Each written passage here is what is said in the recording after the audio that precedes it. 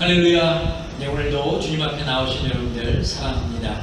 오늘도 우리가 함께 주님 앞에 찬양으로 영광 돌리고 또 이 예배를 통해서 주님의 임재 가운데 함께 나아가겠습니다. 우리 함께 찬양으로 고백합니다. 나는 예배자입니다.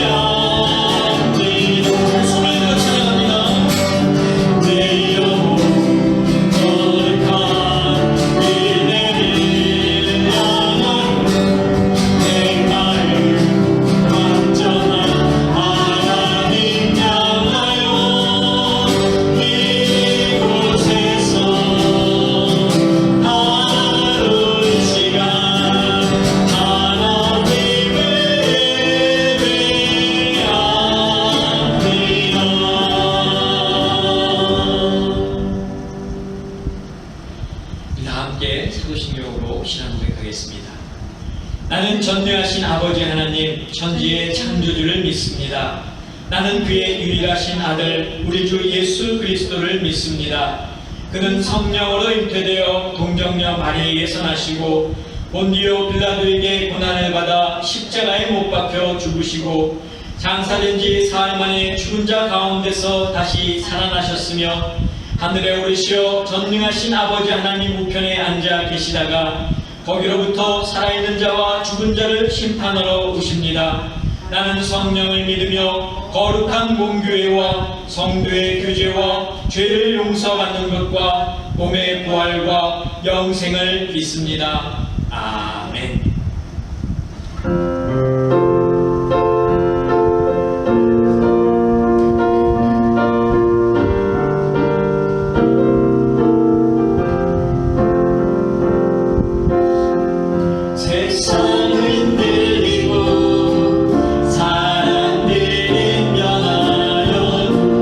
나는 주를 섬기리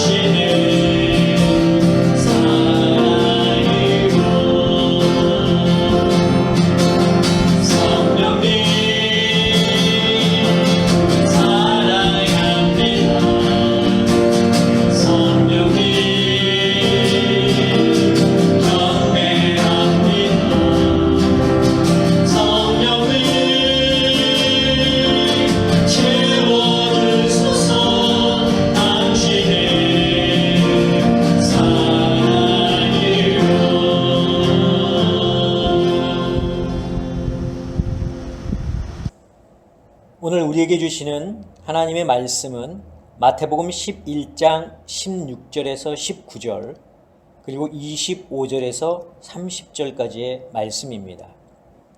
제가 봉독하겠습니다. 이 새들을 무엇으로 비유할까? 비유하건대 아이들이 장터에 앉아 제 동물을 불러 이르되 우리가 너희를 향하여 피리를 불어도 너희가 춤추지 않고 우리가 슬피 울어도 너희가 가슴을 치지 아니하였다 함과 같도다.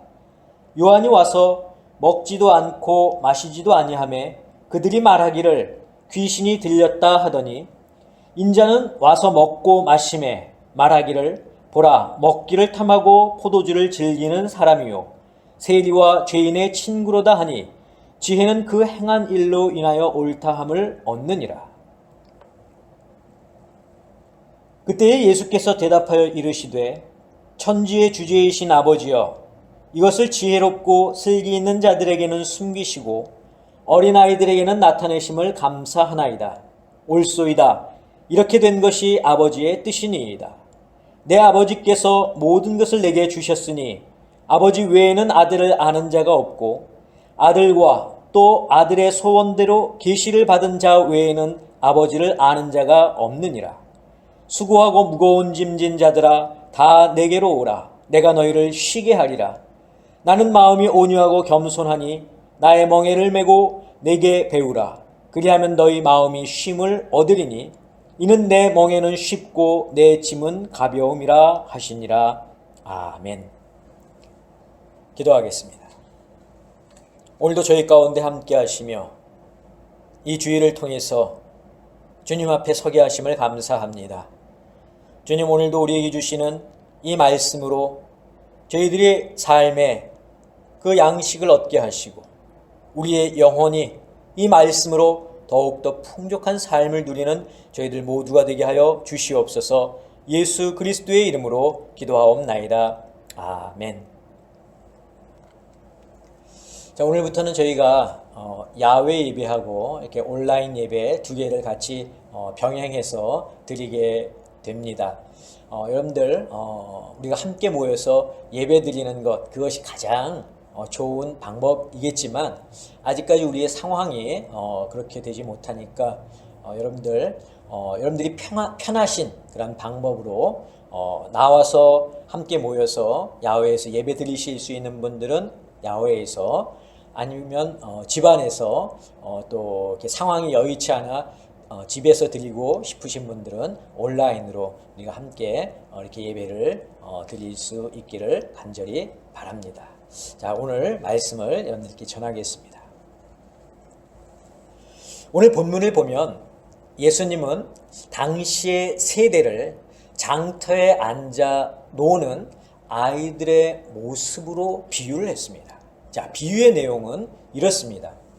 자, 아이들이 함께 장터에 모여서 역할 놀이를 하면서 놀고 있었습니다. 처음에는 어떤 역할 놀이를 했냐면 결혼식 역할 놀이를 했습니다. 자, 유대인의 결혼식 하면은 결혼식으로 대표되는 것이 여러 가지가 있겠지만 유대인의 결혼식 하면은 춤하고 음악을 빼놓을 수가 없습니다. 그래서 몇몇 아이들이 결혼식 역할 놀이를 하니까 이제 악기도 연주하고 이제 춤도 추는 거죠. 몇 명의 아이들이 악기를 연주하는 신용을 했습니다. 자, 그런데 나머지 아이들이 그 음악 소리에 맞춰서 춤을 춰야 되는데 춤을 추지 않는 거예요. 자, 이번에는 장례식 놀이를 했습니다. 상주의 역할을 맡은 그런 아이들이 가족이 죽은 것을 슬퍼하면서 울었습니다. 그런데 나머지 아이들이 멀뚱멀뚱 바라만 볼 뿐 같이 슬퍼하는 신용을 하지 않았습니다. 자, 예수님은 마치 당시의 세대들이 이와 같음을 지금 질타하고 계신 겁니다. 질타의 내용이 무엇이냐면 바로 무관심이요, 무반응이요, 무시, 또 무지입니다. 무엇에 대한 무관심이고 무엇에 대한 무지를 예수님이 지금 질타하시는 건가요? 바로 죄에 대한 무관심, 죄에 대한 무반응, 죄에 대한 무시, 죄에 대한 그 무지에 대해서 지금 예수님이 질타하고 계신 것입니다.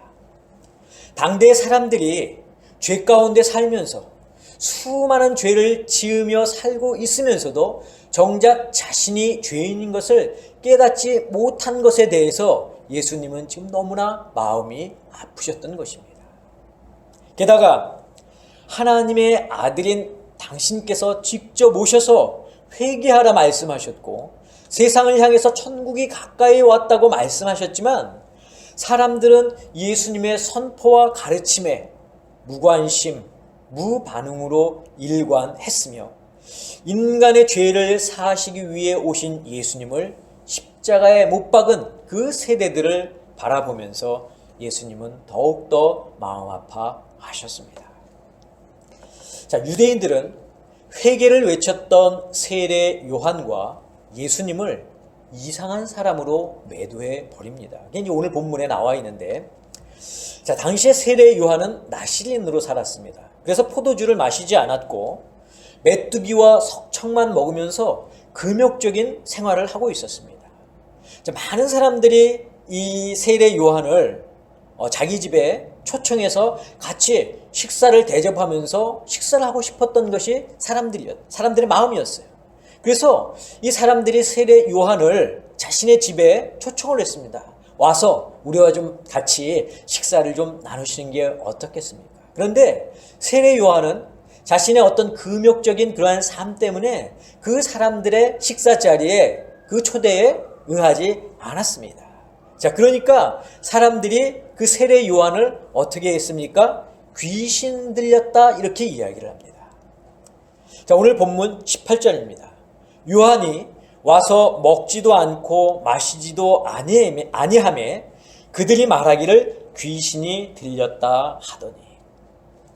자, 그런데 그 사람들이 이번에는 예수님을 잡고 시비를 겁니다. 예수님께서 마을을 두루 다니시며 사람들과 어떻게 하셨습니까? 함께 식사도 하시고 또 죄인과 그 세리들을 만나는 그런 모습들을 사람들이 봤어요. 그러면서 그 예수님을 향해서 뭐라고 이야기합니까? 먹기를 탐하고 포도주를 즐기며 죄인의 친구라고 욕을 합니다. 19절을 제가 읽어드리겠습니다. 인자는 와서 먹고 마심에 말하기를 보라 먹기를 탐하고 포도주를 즐기는 사람이요 세리와 죄인의 친구로다. 자, 유대인들은 세례 요한더러 먹지도 마시지도 않으니 귀신 들렸다 하고 예수님더러 먹고 마시니 먹기를 탐하는 자라고 말합니다. 이들은 지금 세례 요한과 예수님이 못마땅한 거예요. 회개하라는 그 두 분의 가르침이 마음에 안 드는 것입니다. 왜 우리가 죄인이냐는 것이죠. 왜 우리가 율법대로 잘 살고 있는데 죄를 회개해야 하느냐 하는 것입니다. 그러니 회개하라고 선포하는 세례 요한과 예수님이 미울 수밖에 없는 것입니다. 그리고 그들이 무엇을 하든지 꼬투리를 잡는 것입니다. 그래서 예수님은 오늘 이 본문을 통해서 죄에 대한 유대인들의 무관심, 무반응, 무시, 무지에 대해서 지금 말씀을 하고 계신 것입니다. 자, 그렇다면 지금 우리가 사는 세상은 어떨까요? 저와 여러분이 살고 있는 이곳 하와이는 어떨까요? 예수님이 살던 시대와 별반 다르지 않습니다. 세상에는 죄가 넘쳐나고 죄로 물들어 있습니다. 그런데 사람들은 죄에 대해서 감각이 없습니다. 죄에 대한 반응이 없어요. 피리를 불어도 춤추지 않고 슬피 울어도 가슴을 치지 않는 것처럼 회개를 외쳐도 자신과는 아무런 상관이 없는 일로 생각하고 전혀 반응하지 않습니다. 이게 지금 우리의 현실입니다. 너무나 답답하고 통탄할 노릇입니다. 믿는 자들은 죄의 결과가 무엇인지 알기 때문에 죄를 회개하고 예수님을 영접하라고 우리가 사람들에게 말하지만 진정 죄 가운데 있는 사람들은 자신이 죄인임을 깨닫지 못하고 죄에 대해서 무관심하고 죄를 인정하려 들지 않으니 그저 안타까울 따름입니다. 오늘 본문을 보면 예수님은 세상의 사람들을 두 부류로 나누셨습니다. 첫 번째 부류는 지혜롭고 슬기 있는 자들입니다. 그런데 예수님이 말씀하시는 지혜롭고 슬기 있는 자들은 세상에 대해서 지혜롭고 세상에 대해서 슬기로운 자들을 일컫는 말입니다. 이들은 세상에서 뱀처럼 지혜로울지는 모릅니다. 하지만 진리에 대해서는 무지한 자들입니다. 이들은 이성적으로 판단하고 세상의 지식과 지혜를 따르는 사람들입니다. 그렇기 때문에 예수님께서 선포하신 진리의 복음을 깨달을 수 없고 하나님의 나라에 대해서 이해를 할 수 없는 사람들입니다. 그런데 이런 자들을 향해서 예수님께서 뭐라고 말씀하셨습니까? 25절에 예수님이 이렇게 말씀하셨어요. 천지의 주제이신 아버지여, 이것을 지혜롭고 슬기 있는 자들에게는 숨기시고. 자, 예수님의 이 말씀 가운데 숨기시고, 이것은 무엇을 숨겼을 거예요? 그것은 바로 하나님 나라에 대한 비밀을 숨겼다는 것입니다. 즉 세상에서는 지혜롭고 슬기 있어 할지 모르지만 그들에게는 하나님의 나라가 숨겨져 있다는 말이에요. 사실 하나님의 나라에 대해서는 이 첫 번째 부류의 사람들 뿐만 아니라 두 번째 부류의 사람들에게도 이 사실은 숨겨져 있는 것입니다. 자, 두 번째 부류의 사람은 어떤 사람이냐? 어린아이들입니다. 그런데 세상에 지혜롭고 슬기 있는 자들에게 숨겨졌던 하나님 나라의 비밀을 이 어린 아이들에게는 어떻게 하셨습니까? 나타내셨다고 하는 거예요. 제가 25절의 말씀을 다시 읽어드리겠습니다. 그때에 예수께서 대답하여 이르시되 천지의 주제이신 아버지여, 이것을 지혜롭고 슬기 있는 자들에게는 숨기시고 어린 아이들에게는 나타내심을 감사하나이다. 즉 모든 사람들에게 숨겨졌던 하나님의 나라는 예수님에 의해서 세상에 밝혀졌지만 여전히 세상에 대해 지혜롭고 세상에 대해 슬기 있는 자들은 그것을 받아들이지 않아 그들에게는 숨겨진 상태가 된 거고, 어린아이와 같이 순수하게 아무런 의심 없이 예수를 믿고 예수님의 가르침을 받은 자들에게는 그 천국의 놀라운 비밀들이 나타나게 되었다는 것입니다. 그래서 세상은 지혜롭고 슬기 있는 자들과 어린 아이들, 이렇게 두 부류의 사람으로 나뉜다는 것입니다. 자, 그런데 예수님이 이 말씀을 하신 후에 28절에서 전혀 다른 말씀을 하십니다. 제가 읽어드리겠습니다. 수고하고 무거운 짐진 자들아, 다 내게로 오라. 내가 너희를 쉬게 하리라. 자, 우리는 이 말씀을 따로 생각해서 따로 떼어서 생각할 때가 있습니다. 그래서 낙심된 성도, 여러 가지 일로 힘들어하는 성도들을 신방할 때 주로 이 말씀을 위로의 말씀으로 사용합니다. 하지만 오늘 본문인 이 마태복음 11장 전체를 살펴보면 예수님은 지금 무엇에 대해서 말씀하고 계시냐면 죄에 대해서 말씀하고 계셔요. 그리고 이 죄에 대해서 무지한 자들과 또 어린아이와 같은 자들에 대해서 언급하시면서 수고하고 무거운 짐진 자들아 다 내게로 오라. 내가 너희를 쉬게 하리라 하시는 이 말씀을 하셨다는 거죠. 대체 이 말씀이 죄와 어떤 관계가 있길래, 또 지혜로운 자와 어린아이로 나뉘는 그 세상과는 어떤 관계가 있길래 예수님께서 이 말씀을 하셨을까 하는 것입니다. 자, 이 말씀을 생각해 보기 전에 먼저 우리는 우리 자신을 좀 돌아보고 살펴볼 필요가 있습니다. 우리는 예수를 믿기 전에 세상 사람들과 똑같이 하나님에 대해서 죄인이었습니다. 그런데 죄인인 줄도 모르고 살았죠. 하지만 복음을 듣고 내가 죄인임을 깨닫게 되었습니다. 그리고 예수님을 영접하게 되었고, 그래서 지금은 이렇게 그리스도인으로 살아가고 있습니다.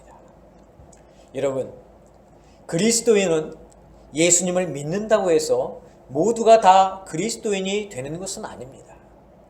그리스도인은 자신의 삶 속에서 자신이 그리스도인임을 항상 기억하며 그리스도인답게 살아야 그리스도인입니다. 말뿐인 그리스도인은 그리스도인이 아닙니다. 자, 그렇다면 그리스도인답다라고 하는 것은 무엇을 말하는 것일까요? 제가 두 가지를 말씀을 드리려고 합니다. 자, 그리스도인답다 할 때 그 그리스도인은 자신의 믿음을 지키기 위해 꾸준히 힘쓸 때 우리는 그리스도인답다 이렇게 말할 수 있습니다. 자기의 믿음을 지키기 위해 꾸준히 힘쓰고 애쓰고 노력할 때 바로 그리스도인다운 것입니다. 지난주에도 말씀을 드렸지만 사탄은 계속해서 우리에게 주인 노릇을 하려고 합니다. 끊임없이 우리를 유혹하고 우리를 넘어뜨리려 합니다. 옛 생각을 자꾸 떠올리게 하고 죄를 범하도록 합니다. 그러면 연약한 우리의 육신은 죄를 짓지 않기 위해서 부단히 노력합니다. 기도도 하고 찬양도 하고 또 나 스스로에게 말하기도 합니다. 누구누구야, 내가 이러면 안 되지. 이런 생각은 사탄이 주는 생각이니까 참아야지, 하지 말아야지 하면서 스스로를 다그칩니다. 이런 갈등과 생각은 하루에도 몇 번씩 하게 됩니다. 예수를 믿은 이래로 지금까지 그 횟수를 헤아려 보면 그 수는 이로 말할 수 없이 많습니다. 그러면서도 가끔은 유혹에 밀려 죄를 범하게 되고, 그럴 때면 죄책감에 시달려 마음이 불편할 때가 한두 번이 아닙니다. 결국 하나님께 우리의 죄를 고백하지만 시간이 지나면 우리는 같은 죄를 또다시 짓고 있는 나를 발견하게 됩니다.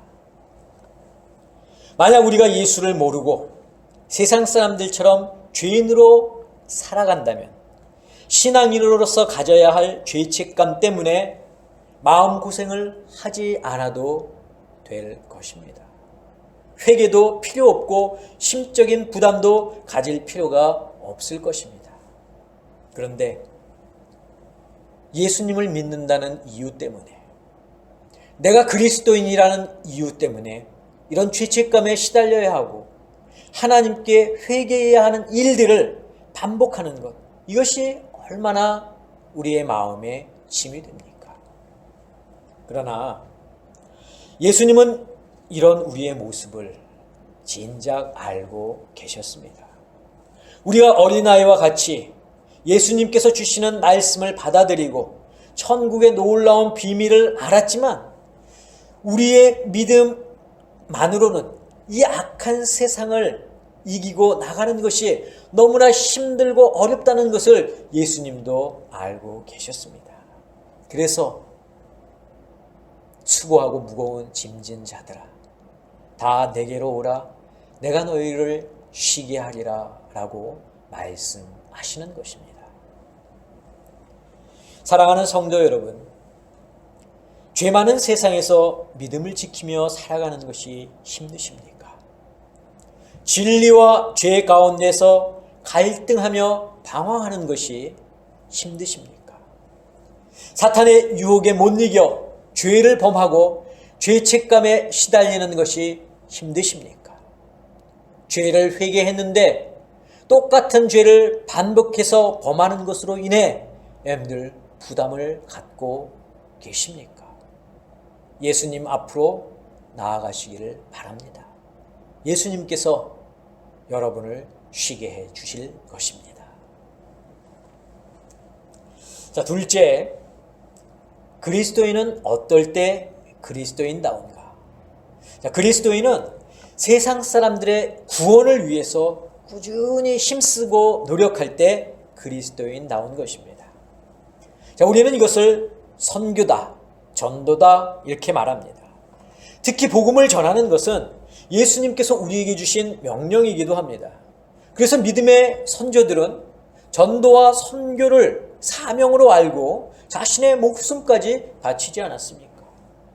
우리도 전도와 선교가 우리의 사명이라는 것을 잘 압니다. 그런데 마음은 있지만 우리의 몸이 따르지 않을 때가 너무나도 많아요. 마음으로는 전도를 해야지 하면서도 몸이 귀찮아할 때가 참 많이 있습니다. 그럴 때마다 우리는 예수님께 미안한 마음을 갖게 됩니다. 예수님과의 약속을 지키지 못한 미안함이 마음 한구석에 자리하고 있습니다.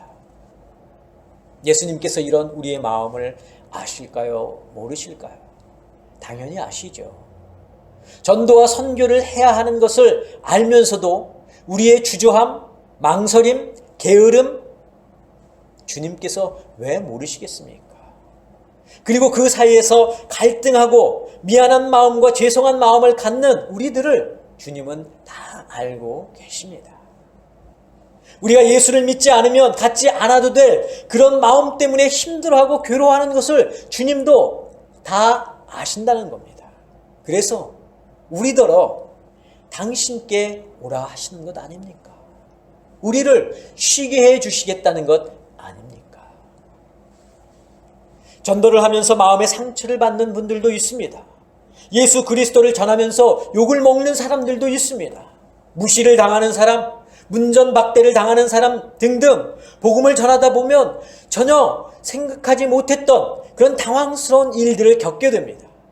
우리가 예수를 믿지 않았으면 겪지 않아도 될 그런 일들을 우리는 겪고 있습니다. 그런 상황이 우리에게는 짐이 되기도 하고 부담이 되기도 합니다. 이런 일을 주님께서 아실까요? 당연히 아시죠. 누구보다도 잘 아십니다. 그래서 우리더러 오라 하시는 겁니다. 그리고 와서 쉬라는 것입니다. 사랑하는 성도 여러분, 앞에서 말씀드린 것처럼 그리스도인답게 살려면 믿음을 지켜야 하고 복음을 전해야 합니다. 이것이 얼마나 어렵습니까? 얼마나 힘이 듭니까? 얼마나 수고스럽습니까? 얼마나 마음에 부담이 됩니까? 그리스도인이 그리스도인답게 사는 것은 거저되는 것이 아닙니다. 수고해야 하고 마음에 큰 부담을 안고 살아가야 합니다. 그래서 예수님이 오늘 본문 28절에 말씀하신 것입니다. 수고하고 무거운 짐진 자들아 다 내게로 오라. 내가 너희를 쉬게 하리라. 때론 힘든 일도 있겠지만 그때마다 주님은 우리와 함께 그 짐을 지겠다고 말씀하십니다. 사랑하는 성도 여러분, 세상 사람들이 우리가 전하는 복음에 반응이 없고 복음을 무시할지라도 또한 죄로 인한 갈등과 죄책감으로 인한 마음의 짐이 있다 할지라도 낙심하거나 어려워하지 않기를 바랍니다. 우리에게는 주님이 계십니다. 우리의 상황과 형편을 잘 아시는 예수님이 계십니다. 그분은 멀리 떨어져 계신 분이 아닙니다. 우리가 다가가면 언제든지 우리와 함께 해주시는 분이십니다. 주님의 일로 힘드셨습니까? 주님의 일로 마음에 큰 짐을 지고 계십니까? 주님의 일을 제대로 하지 못해 미안한 마음을 갖고 계십니까? 모든 것을 가지고 주님 앞에 나아가시기를 간절히 바랍니다. 그리고 주님의 쉼 가운데 거하시기를 간절히 축원합니다. 기도하겠습니다. 오늘도 저희 가운데 함께 하시며 말씀으로 저희를 위로해 주시는 주님, 우리가 이 세상에 살면서 수고하고 그 무거웠던 우리의 마음의 짐, 그 부담을 이 시간 다 주님 앞에 내려놓고 주님 앞에 나아가며 주님 안에 쉬기를 원합니다. 주님, 저희 가운데 역사하여 주시옵고 주님 안에서 큰 쉼을 누리는 저희들 되게 하여 주시옵소서. 이제는 우리 주 예수 그리스도의 은혜와 하나님의 그 크신 사랑하심과 성령의 역사하심이 오늘 말씀을 듣고 주님 앞에 나아가 큰 쉼을 얻기를 소망하고 또 다짐하는 사랑하는 당신의 성도들 머리 위에, 저희들의 가정 위에, 자녀들 위에, 건강 위에, 직장과 사업과 일터 위에 지금부터 영원까지 함께 하옵시기를 간절히 축원하옵나이다. 아멘.